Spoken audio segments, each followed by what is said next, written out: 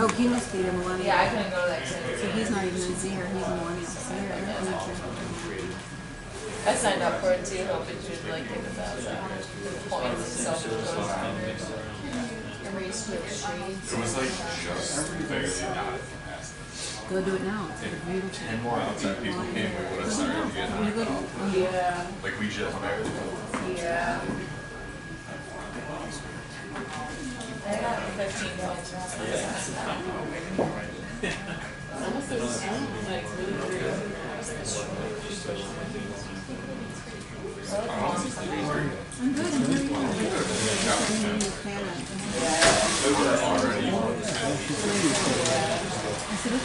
We got 5. This would be our 5th one. So, good. Well, good evening, everyone. Good evening. Let me try that one more time while they're doing fixing the latte for all of you. Special latte. You didn't even know that. Good evening again. Good evening. All right, I like that. Welcome to the Generations at Work conversations. So this is an opportunity for us to really explore how the different generations interact in the workplace as well as in the community, on the campus, and we are so delighted to have each of you here with us tonight. Just to introduce myself, my name is Kenya Hobbs. I serve as the Director of Diversity and Inclusion as well as the Title IX Coordinator for Medaille College. By show of hands, those of you in the audience that are Medaille students, how many finished your Title IX? Oh, gosh. All right, we got a few folks that need some work on. All right, we have a great group here that's going to walk us through this discussion about generations, and this really is a fascinating piece for me because serving as the Director of Diversity and Inclusion, this is a different aspect of diversity, one that we don't touch on quite as often as the others. You often hear about sex and gender and race and ethnicity, but not so much conversation around the actual age, right? And so we want to delve into that tonight.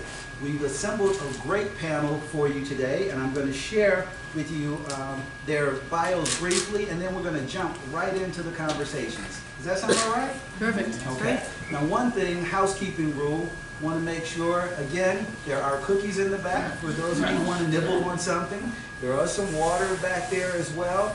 If you can make sure, if you haven't already done so, set your cell phones to silent and or turn them off so that we have an uninterrupted conversation. We want to just really focus on the panel and really see where this goes and have a very enlightening and engaging piece. So we have 2 millennials that are represented on the panel, as well as 1 Gen Xer and 2 baby boomers. I'm going to read you their bios briefly, and then we'll get into the conversation. So first, I'm going to start out with Brian Cleary. Brian? And Brian is a Hamburg native. He's graduated with a bachelor's in business administration here at Medaille College in 2015. He's held various marketing positions throughout the city of Buffalo, most recently as a digital director of marketing and business development for a local design company called Renown Creative. Today, Brian is a marketing manager at the Martin Group, a very engaged group all throughout the region, where he works with brands such as Under Armour as well as ASICS, as well as developing digital marketing services for new clients. Please let's give a hand to Brian Cleary. Oh, you guys are nice. Awesome. Our next panelist that we're going to talk about is Mr. Gary Damon.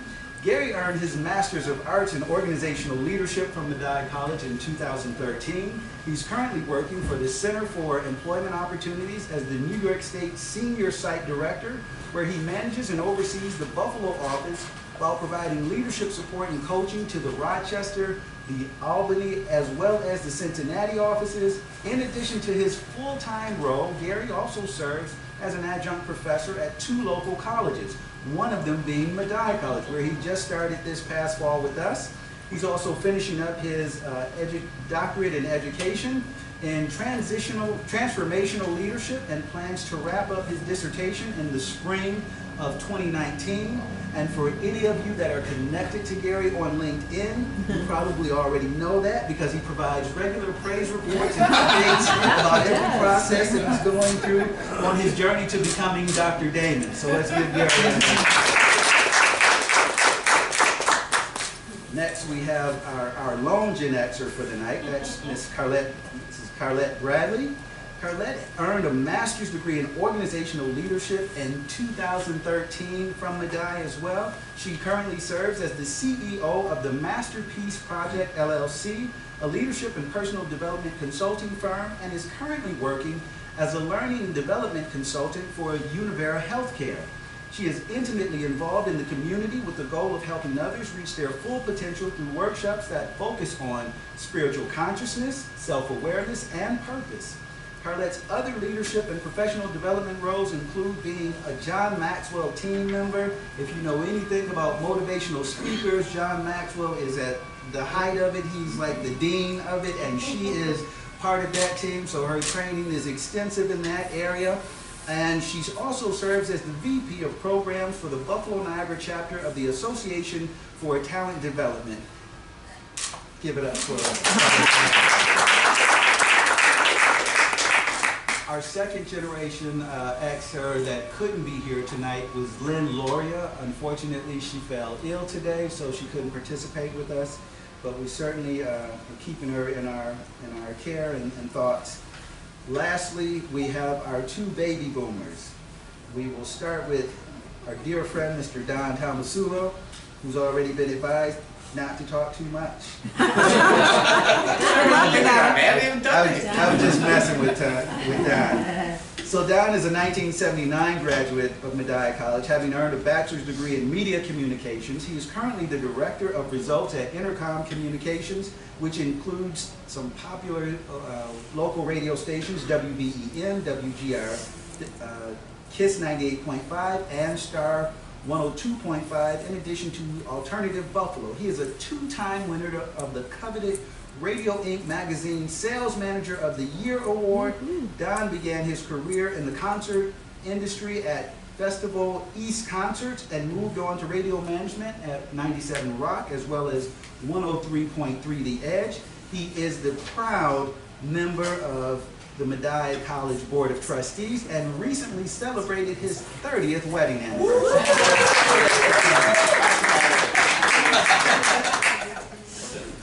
And now, last but not least, we have Miss Tracey Wild. Tracey's a 1985 summa cum laude graduate of Medaille College. That means she's real smart, y'all. When I graduated, it wasn't summa cum laude, it was thank you, Lord. Receiving a bachelor's degree in media communications. In addition, she received her JD from the University of Buffalo at Law in 1989. Go Bulls. Tracey is a former member of the Medaille College Alumni Association and currently serves as Vice President of Legal Collections at ABC-Amega Incorporated, a global receivables management firm located right here in the city of Buffalo. She's a former member of the Medaille College Alumni Association Board of Directors. And I asked a couple of folks some fun facts. Tracey's fun fact was she was a classmate of Robbie Tackett of the Google Dials, for those of you who know them. Give it up for Tracey. I had another fun fact on here too that I skipped over, and I wanted to go back and make sure I shared that. Carlette shared with me that she had her daughter, who is here with her tonight, at 17. Not that daughter. No, not that daughter. Okay. I was going to say, really? Her oldest daughter, at 17 years of age, overcame that trial and obstacle and is living an abundant life and is here to share some wisdom and insights with us tonight. So let's give our entire panel another. All right, so this is going to be like the rapid round of like one of those game shows. We only got an hour, we've got 5 people, and we've got about 45 minutes. So if you work with me, we can get this done. All right? Okay. So let's move right into the questions. The first question is for the entire panel. Oh, I also have to mention, they gave me a big chair, y'all. I'm feeling good about it. I walked in the room like, John said, you got the Merv Griffin chair. I was like, man. So if you Showing don't your know age, Merv Merv Griffin, Griffin. right? I was thinking about this as I was coming in. I was like, man, so this is my great opportunity to be like that super interviewer. And then I thought about all the interviewers that I would emulate, and I was like, this is my Matt Lauer moment. Oh. Then I thought about, this is my Charlie oh. And I thought about, this is my Barbara Walters. There you go. All right. So, within your industries, do you notice major differences between generations and in terms of their work ethic, their patterns or styles? And anybody can jump in and answer. Yeah, Brian. I think being, I guess, the youngest member on the panel, or just no, when I got into my first role as an intern at a local company, it was a family-owned company. A lot of people that have been there a long time, a lot of older employees that really liked the structure they were in and the day-to-day and the consistency, where younger employees were really ready to be a little more creative, have a little more freedom, kind of get let off the leash a little bit and say, here's some ideas, kind of empower them and let them run and fail on their own. So that's something I've seen, especially with the younger employees, that you don't want to hold them back, especially with technology we have and that sort of thing. Even if the experience isn't there, they have a different way to think of things than some of the older employees might have, and that can kind of be invaluable when you're coming up with new ideas, trying to evolve your business and how you operate. So.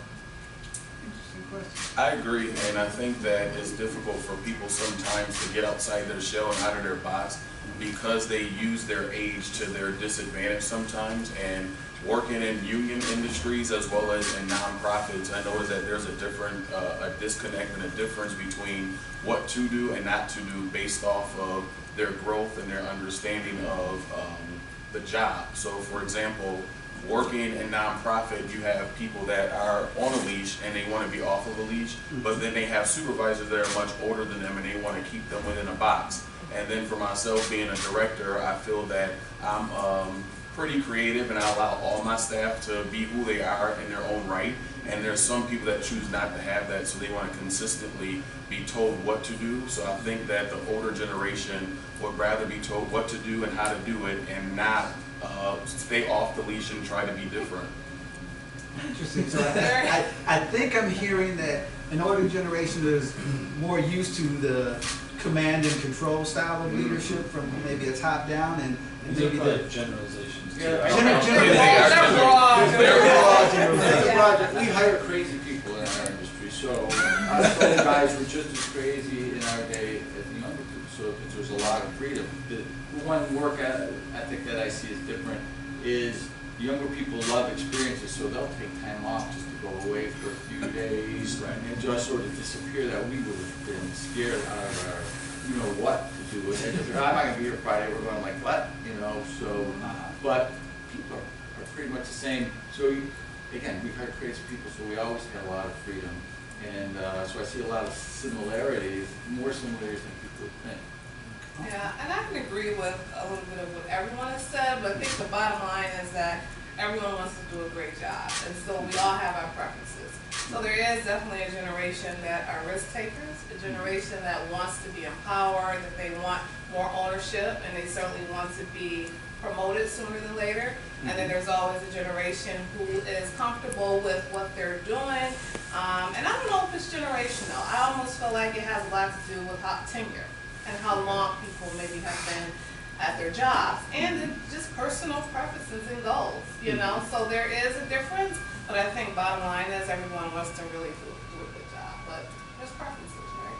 Sure, because if you're a type A, whether you're a millennial or you're a baby boomer, you're a type A, right? Right. You're always going to call it. Yeah. Right. Absolutely. Gotcha. Yeah.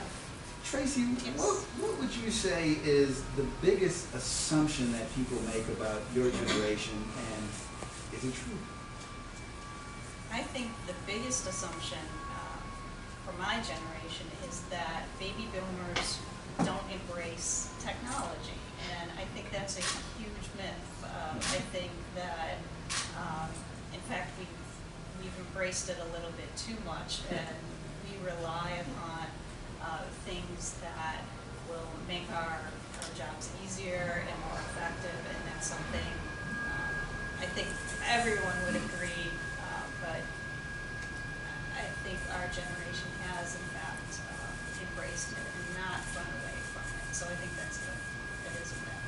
So you're saying all those stories that those comedians make about the cell phones and parents not being able to figure out and download the apps, it's Yes. all hogwash, right? Yes, Gotcha. definitely, because it's a part of the workforce, Absolutely. and we've got to evolve and embrace it. And I think we've done a good job doing that, perhaps too much. Gotcha. Gary, what would you say about that same question in terms of millennials? What's the biggest misperception? I would say people think that we're the instant, the microwave society. We put something in the microwave, we wait 2 minutes and get it out. And I think that's what people use with the millennials, because, like Carlette said, that we want to move up so quickly. So I think that could be an assumption, but it also can be something that is truthful, because that's how I am for the most part. I can't stay in one spot for a long period of time, so I guess there's some truth to that assumption. Okay. Yeah. Again, you gotta check out his LinkedIn profile. Got it, yes. Like, how are you in Cincinnati and running a Buffalo office and teaching a class? Like, yeah. And it's still, Yeah, and in school. That's good. Carlette, you have multiple roles, and that really focus on development and leadership of others. Do you find that you have to adapt your style of leadership training depending upon the generation that you're working with on any given session? That's a great question. What I do not do is adapt content and or my style of delivery. What I do adapt to is trying to understand each individual and their needs based on what they express, as far as maybe a greater understanding, or perhaps some people prefer to have the slide deck printed out versus only having it on the screen. So I try to meet, the needs of everyone that will be in attendance wherever I am, and just take into consideration that I need to be nimble and ready for, whatever it is that their needs might be. Got it. So it doesn't really matter what the generation that you're in front of is, because we're all different types of learners, right? There's the auditory folks, the people that got to be tactile and doing Right. it. So I try to meet the needs of everyone in the content and the delivery. Awesome. Great. Thank you. Tracy, you talked a little bit about this, so I'm going to come back to you on this one. The whole idea that it's a misnomer that baby boomers are not technologically savvy.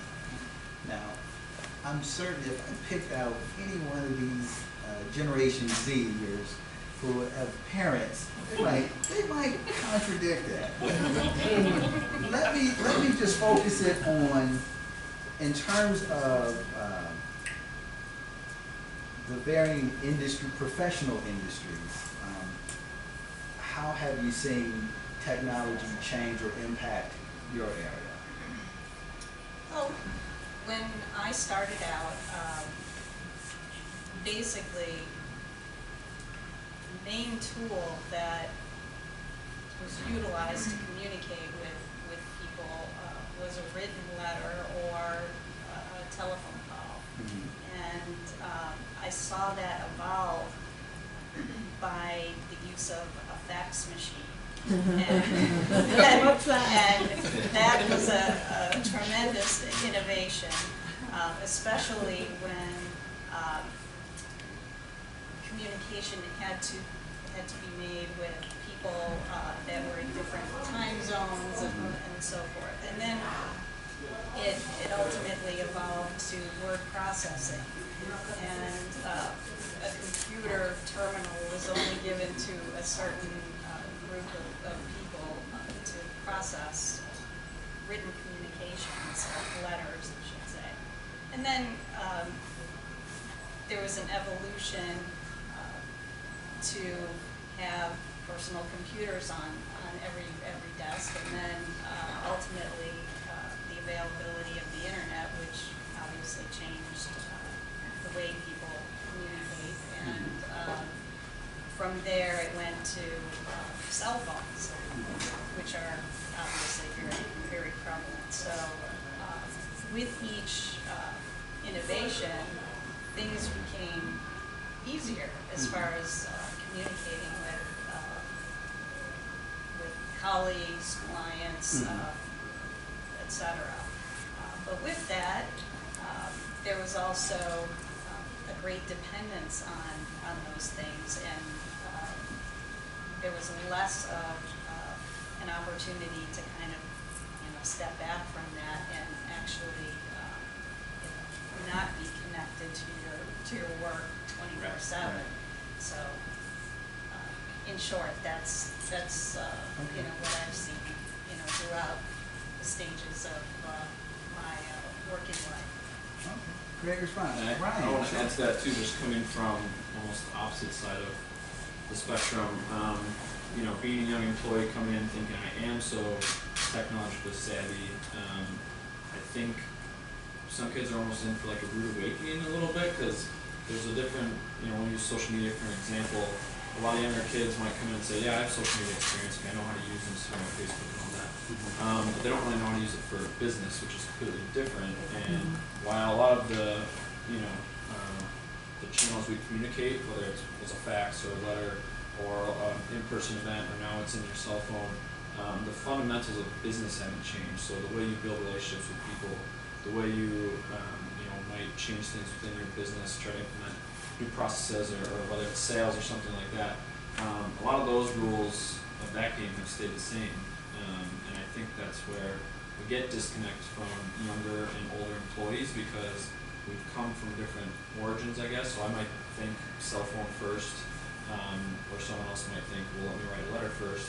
But they always end up back at the same point when we're reaching towards the same goal. So even if you are technologically savvy, it's pretty important to understand the other channels of communication and how those have been important in the past, because they're still really relevant. Depending who you're talking to, you might have to use one or the other. And I was told I had to mail some letters to some prospects like the last 2 days in the company, and I realized I don't know our process for mailing things out of the office. So I've only been there 5 months, so I'm down there talking to the front desk. I'm like, so I have to mail some letters. I'm like, how do I get these out? I was like, I'm connected to them on LinkedIn, but that's not going to help me. So yeah, so I think there's a big difference there in the channels we use and when or how we use them. Like there's these things called stamps. You actually used to have to lick them. Now you just pull them up and stick them on the thing. Put it in this box and it just goes somewhere. People get it. Yes. Who would be considered technically challenged. We use technology because we have to. It's changed our industry or whatever, but I prefer not to. So we have all these young guys come in, who you guys have fantastic skills in technology. They don't know how to talk to anybody. They can't hold a conversation. They can't write.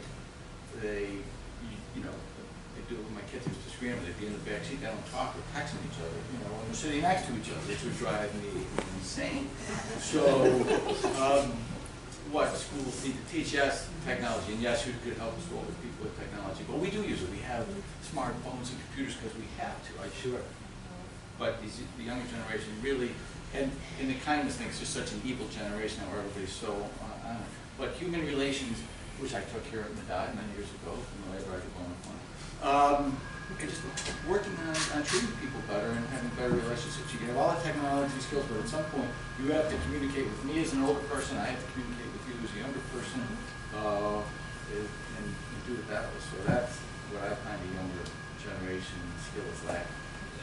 Those social skills will go a lot farther than your actual technical skills, as far as I can see. People will hire, even at the Martin Group being one of the more prestigious agencies, like, we look for people with great skill, but if you come into the interview and you're not personable and you're not gonna be someone that just gets along with the team just because you're a good person and can collaborate, you know, you'll be one of the first checked off the list for that hiring process, because you need people that can just work together no matter what the situation is. So even if I'm a website, social media guy, I still need to show up in each meeting and be able to look someone eye to eye and explain myself or get over challenges. So yeah, that's got to be one of the number one skills, is being able to be personable and communicate. So I'd like to say something about that, because I work with people with recent criminal convictions. So we have some people that may have been in prison for about 15 to 20 years of their life, and they're my age, but they have no idea how to use technology because it's evolved so much over time. So it's a hurdle for them, one, to be released from prison and back into society, and two, to be reintegrated and have those social skills. And then you go to the next layer, which is technology, like you shared about how technology has evolved. It evolved so much more rapid for this population because they're 31 and they have no idea how to text on a phone because they've never experienced that, or send someone a message on Facebook or have Twitter. So in our environment, we try to teach everyone that. And most of the people we work with, they have a young heart. They're very young at heart, and they may be older, but they're more willing and apt to learning because they want to be hip and and be a part of the time. So that's what I'd say. Awesome. I love these insights, and it makes me think about the generation before the boomer generation was called the silent generation. And now what some millennials as well as Gen Xers, Gen Zers are called, is the new silent generation, because of the very point that Don brought out about the fact that there's so much communication happening, but it's not verbal communication. And I love that Brian brought this point out, as well as Gary, that at the end of the day, those business fundamentals don't change. And there's a difference between being socially savvy and social media savvy. And we really got to focus on how are we socially savvy so that we can continue to be able to communicate in venues like this with one another, and in our day-to-day conversations. Communications is the key to building those relationships. Don, I have a question for you. We were talking earlier before the session started about turntables and speakers, and in your industry, you're in the radio industry. How have you seen technology impact that area, in that you guys, the behind the scenes, nobody has a record, nobody even has a DVD in there anymore. It's so much technology. It is unbelievable. Digital technology is taking over everything. You see a turntable, everything. It's just, everything is digital. The whole thing, the size of the speakers, the size. Our technical guys, back in our day, when we launched the entire radio station a million years ago, we had to have all sorts of big equipment. Now, all sorts of room.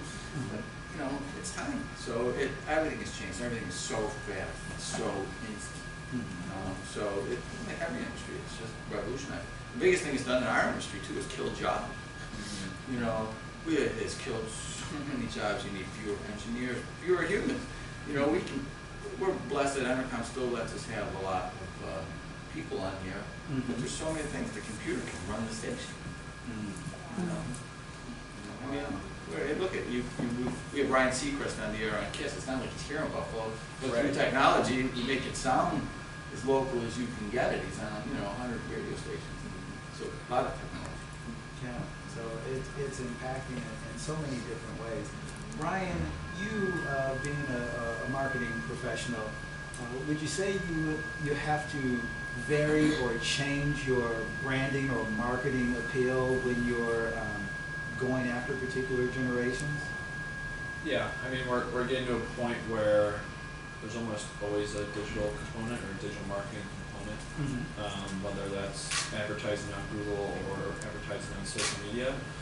So there's always kind of going to be that piece of it, and that's just because of the way it's growing. But Martin Group was built on traditional media and branding and just creative ideas, whether it was billboards or print ads or commercials, and so some more of those traditional marketing channels. But yeah, it all depends on who you're who you're going after. Like when we working on stuff for ASICS, the shoe company.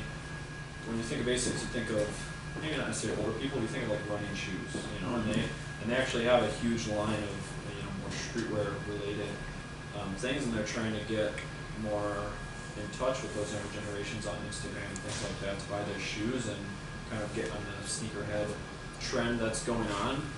And a big part of their marketing push was influencer marketing. That's a huge thing for us. We have a platform that can analyze your Instagram profile and say, here's the type of people that follow you, here's the type of people you can reach, where they are. So there's a ton of technology behind it.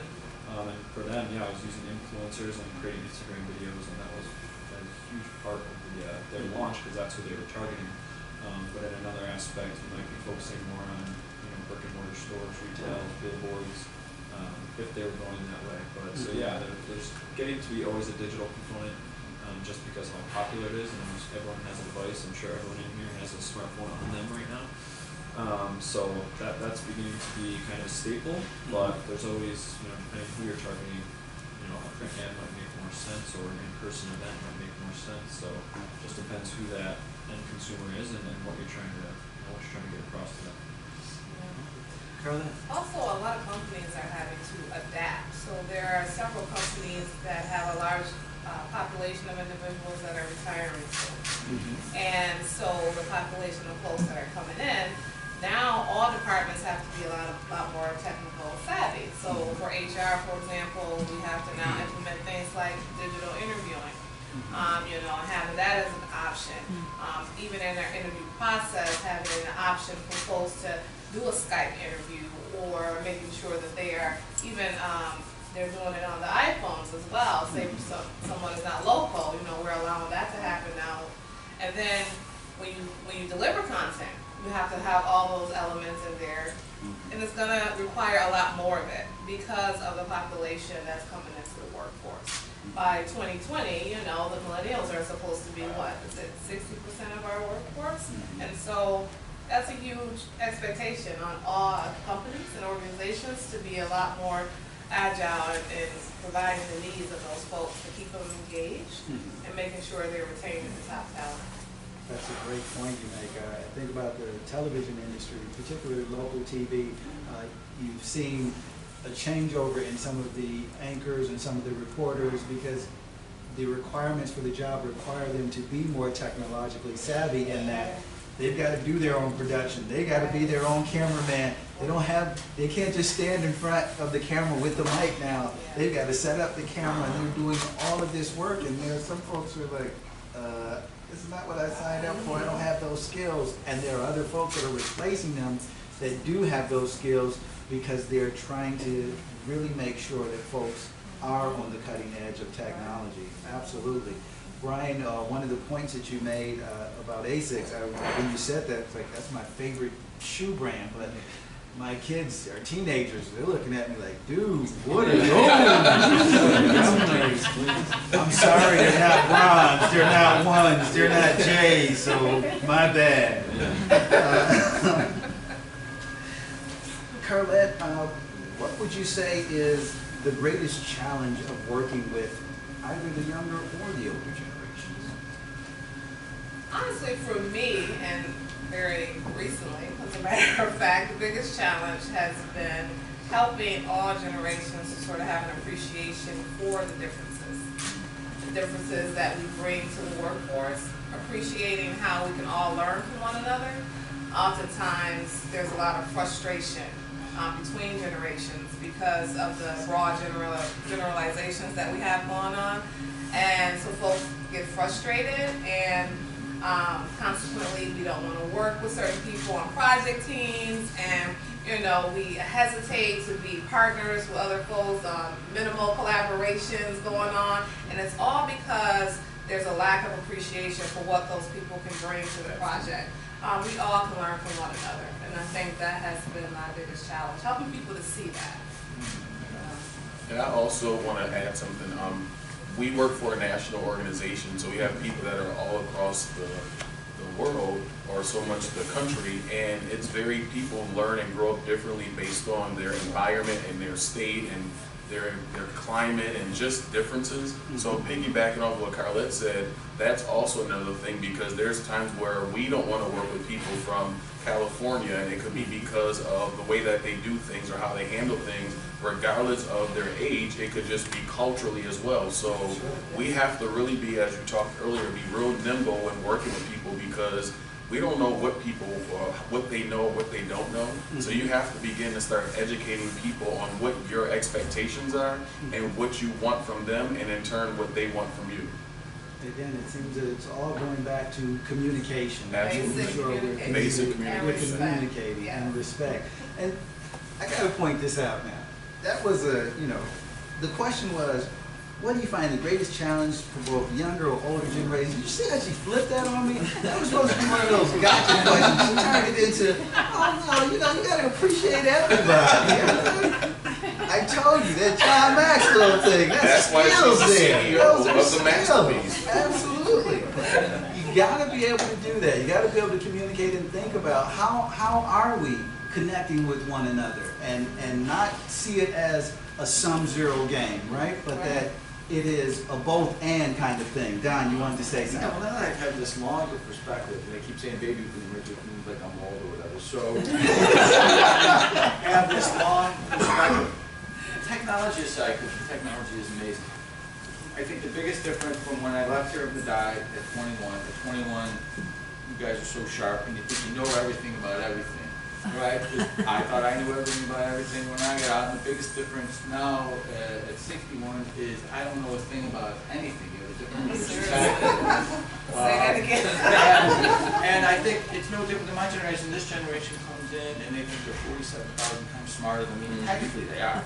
They can do stuff that's like, how did you do that? I can't figure it out.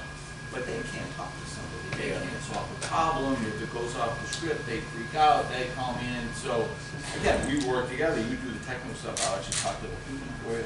But outside of technology, I don't think it's flipped that much. It's just we thought we knew everything. This generation thinks they know everything. You guys, this really smart generation is going to be the dumb generation in 4 years. When the next generation comes out, your kids will tell you how dumb you are.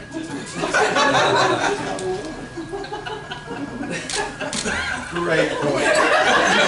Write that down. Write that down. Dumb generation. Mark it here. You heard it here first. That's interesting. It makes me think about, I had a professor at UB, and her name was Professor Polite. Literally her name. And Professor Carlette told us this story. She said she had graduated, she had gotten her doctorate, and she was on her way to France, and she was an English major, and she was going to write this great book. And she said her dad, who was this older Southern guy, was like, you think you know so much, but there's so much that you don't know, it could fill up a library. And she said she was so upset. She was incensed by that. Like, are you kidding me? I just got a terminal degree. I am Dr. Carlene Polite, and all you can tell me is what I don't know could fill up a library.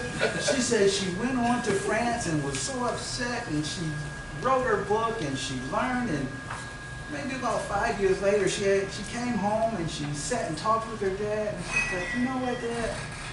You were wrong. The things that I don't know wouldn't fill up a library. The things I don't know would fill up several libraries. Very true. We are all ever learning. That is the process of us being a part of higher education and continuing on. Whether we are in a formal class or in a formal program, or whether we are deciding to just read a book or go on a particular website, just to keep our skills sharp, we've got to all remain focused on the importance of being lifelong learners. Right? Gary, in your role as site director of CEO, we've talked a little bit about the different folks that you work with, and particularly with the population that is reintegrating themselves into society from having spent time in prison. Would you say there's any differences in terms of your role as director of CEO and your role as professor in terms of how you approach working with individuals? No, because it goes back to social skills and having the thermometer of how to gauge and to work with people. So I try to treat everybody the same and work with everybody at the same level.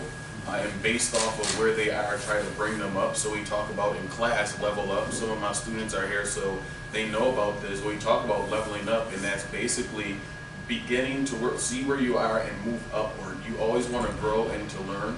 The class I teach is business and professional writing, so all the class, we're collaborating, we're reading, we're researching, we're exploring, we're looking at different ways that we can further understand where we're wanting to be, because we don't write the same way via text than we do an email, and sometimes when you see emails, it's like, this isn't a text message, this is professional writing. So what I try to do is teach everyone the same thing. When we're at work at CEO, during our 5-day orientation, we're teaching them soft skills. Soft skills is arriving to work on time, making sure that if you're not coming to work that you do call off or you send a text message and not just show up, because a lot of people think that's okay and it's not. So we're teaching them those skills, but we can also transfer those skills into the classroom where we're teaching students the exact same type of skills but just on a different level.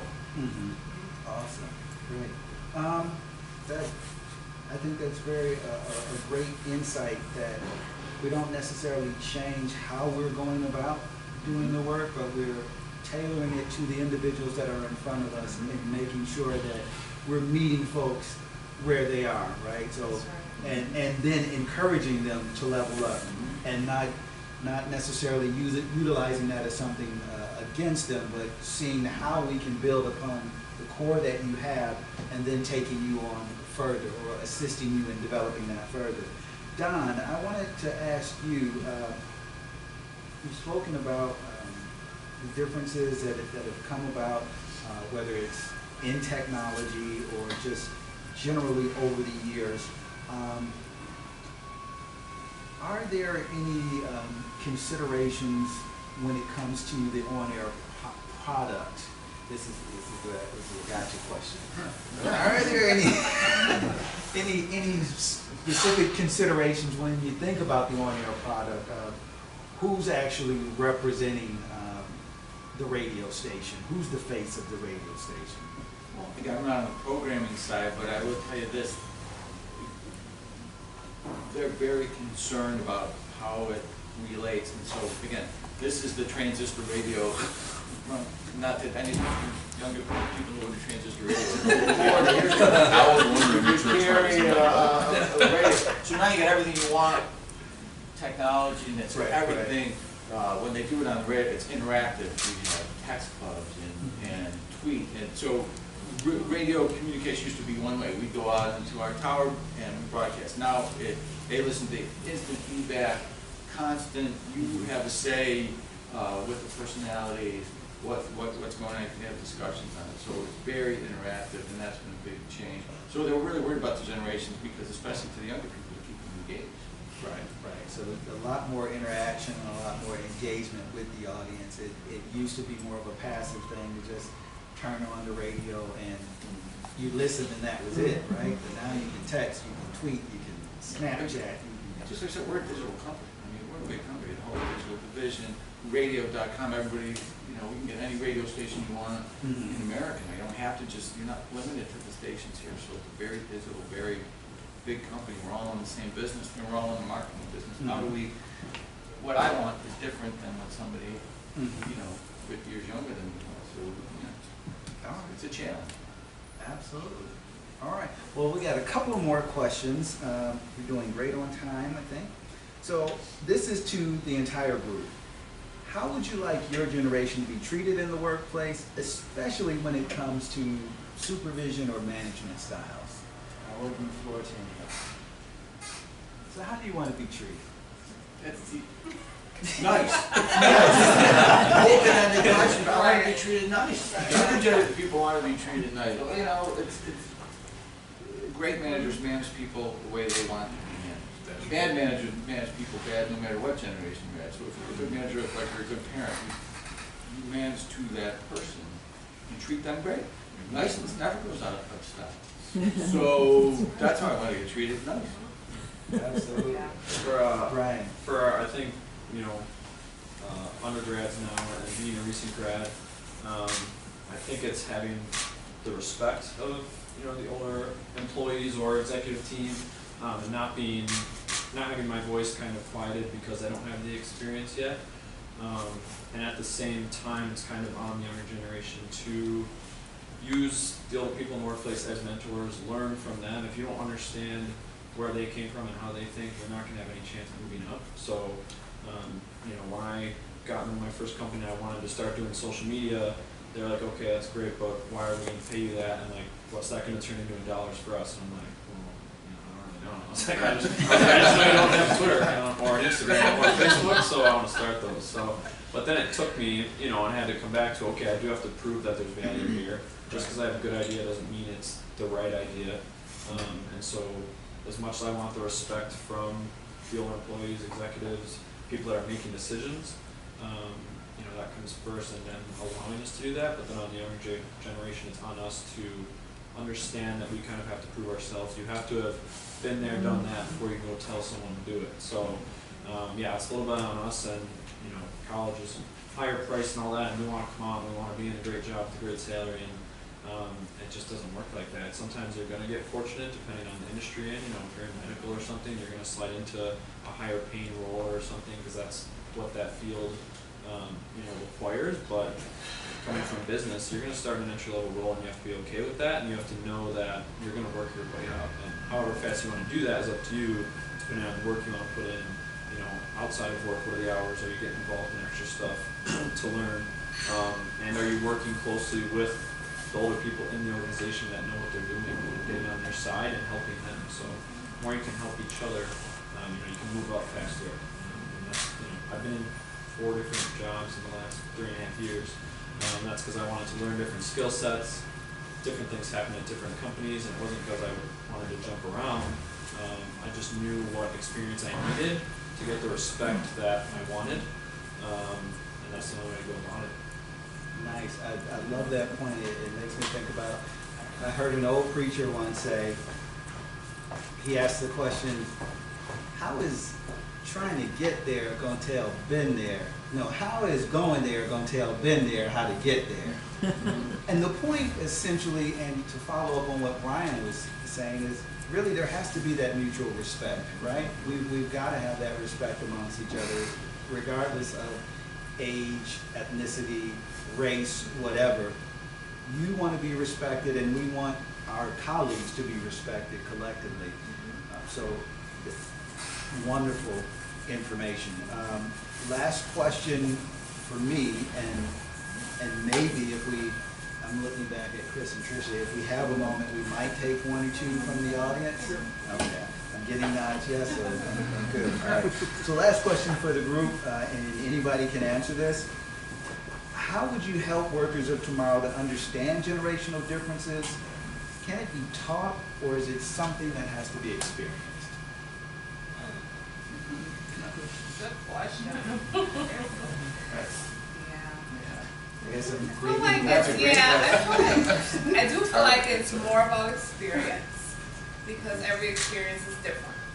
And I can't stress enough how we should get away from the broader generalization. I mean, that's my personal belief and my personal opinion. However, I know that's just the reality of the world, and we have separation of these generations for a reason. But I think certainly it is going to be a requirement of us all to maximize our experience. You know, to appreciate what Brian and Don have already alluded to, appreciating one another, respecting one another, and figuring out what we can learn from other folks. Figuring out what is it that I can, you know, glean from you. Maybe you can teach me about technology, maybe you can teach me how to communicate, or vice versa, or whatever it is. I think there's just always an opportunity for a great experience overall. But that's going to have to take the respect. Yeah, the respect and listening. How about that, listening? I think you need the best of both worlds. You need the education and you need the experience, because when you couple both of those together, you'll have a collaborative environment. And in most organizations, you have to work with other people regardless of if you want to or not. So having that education and the experience will further you not only as an individual, personally, but it will also help you professionally so that you can move up in the organization, or other people will recognize that you are someone that can do something. Because sometimes when you're quiet and on the side, they won't know you can do anything until they see what you're able to do, and that's where that experience comes into play. Awesome. You know that. Brian, what you about to say something? One other point I have is just, I think experience is always going to be the key, because I think everyone can agree on that. I think how you get that experience is completely up to you. I think you can get that from having a mentor or learning from people above you. I think you can also get that by just going and doing it yourself and taking some action. So, you know, when I wanted to learn how online stores run, I didn't go underneath an online store guy. I was like, all right, teach me everything you know. I just paid for an online subscription. I started an online store and I learned myself. It might have taken a little longer. It took me a few years to really get that skill set, but you don't have to wait for others to teach you to get the respect. You can do it yourself and you can go after it, but it takes a little more time, it takes a little more work, a little more accountability. So yes, the experience is going to be there. How you want to get the experience, I think, is up to the type of person you are, the type of work you want to put in, what you have in front of you. So use the resources you have and get the experience you need. Great feedback. Excellent response. I wanted to follow up and go back to something that Carlette said that reminded me of an old quote from George Bernard Shaw, who said, and I'll modernize it. He said, every man or woman is my superior in some way, and in that I learn of them. We are all learning of each other. Each of us are genius in our own way, in our own areas, and if we can appreciate that genius that lies within each one of us, we will all be greater as a community, as a college, as a city, as a society. I want to thank all of you for your participation tonight and for the introspective and insightful questions and responses that you were able to provide to us. We've got a couple more minutes. I think maybe we can take one or two questions from the audience before we close out. Does anyone want to jump in? I see Professor Grimm back here. Yes, I was at a panel recently, and a Zier asked an Xer what they did for self-care, and I'm interested in the way that all of the generations up there, all young generations up there, of you, deal with self-care, and how do you go about self-care? I'm all about it because I'm very busy and sometimes it can be quite overwhelming. So Carlette and I were talking about traveling, but I travel a lot for work, but I also like to travel for self, and I think traveling every couple of months is something that's key.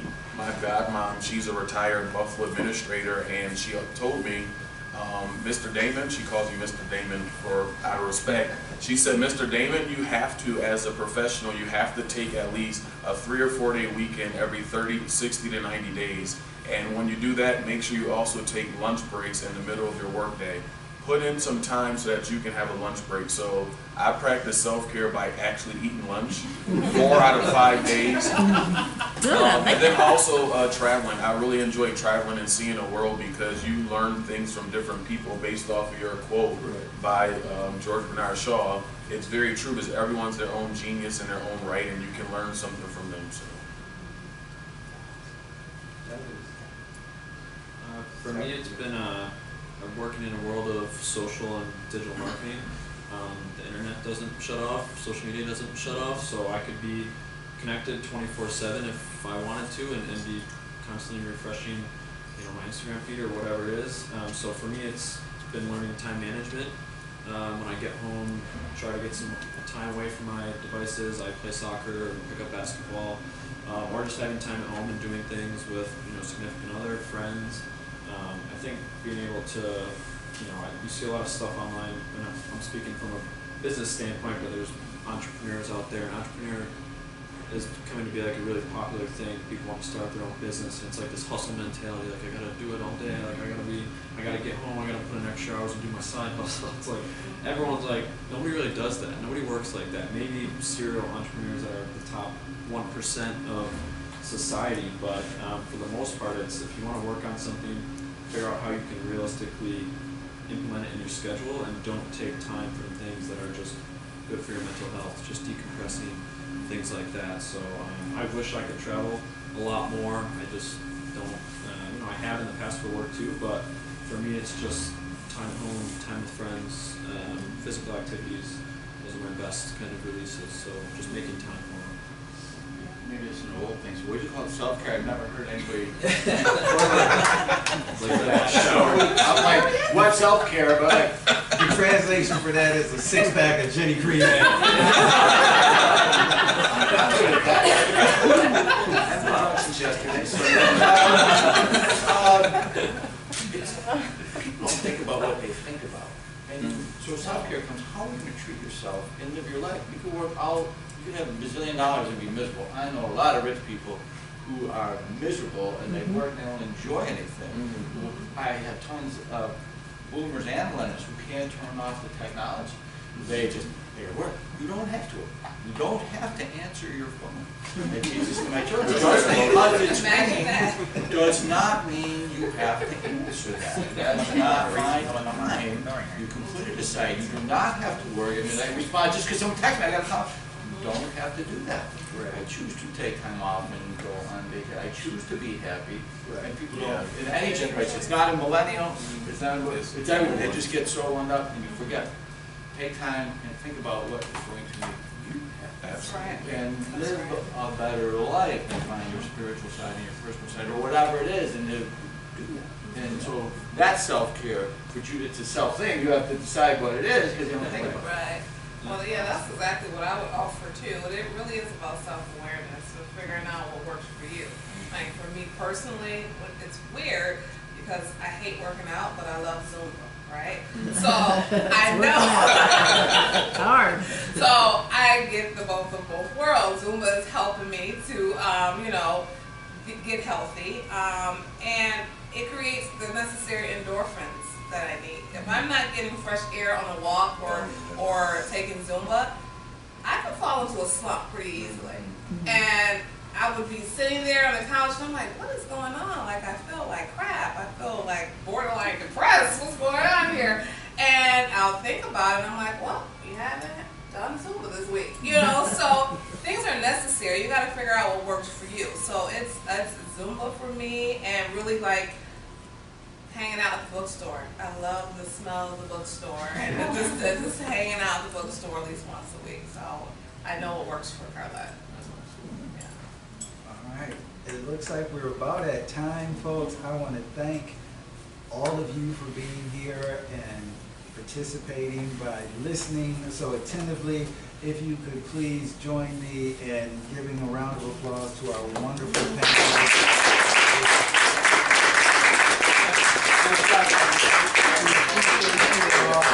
And let me just say that, I want to thank Chris and Tricia in the back for coming up with these questions and making me sound way smarter than I am. I appreciate you for your setup and for this whole idea. Hope you've had a great experience and appreciate you all. Have a great evening. Thank you. Shower together. Go back to bed.